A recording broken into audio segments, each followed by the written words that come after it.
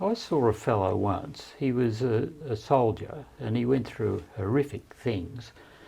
But in the middle of the night, he would grab his wife round the throat, and she'd woke up terrified, and he was asleep, of course, having one of his nightmares.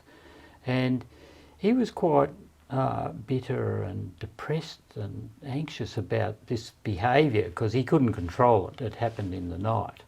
And so he would come in and we would talk about what was going on and those strong, powerful, negative emotions he was feeling. And we talked it through. We pulled apart what it was that was triggering all this stuff. And it was a talking therapy with him. Yeah. And it worked, you know. But then he would ring, say, 18 months later and say, Dave, I'm doing it again, fix me.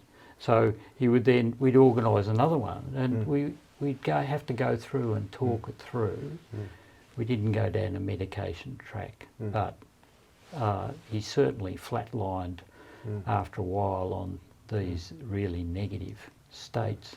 What's your experience, Michael? Yeah, well, I've seen that many times myself with people, and it's sad, but some people don't actually come out the other end.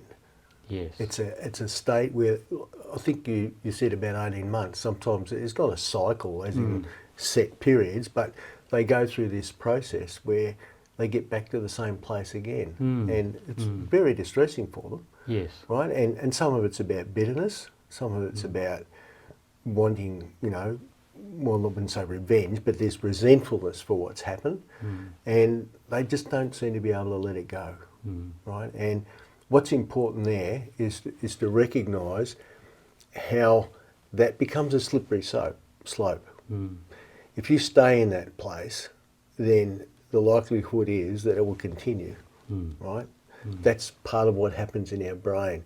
When we start repeating the same story over again, over and over, then it becomes an automation.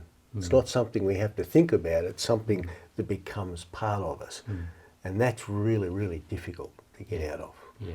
Really difficult.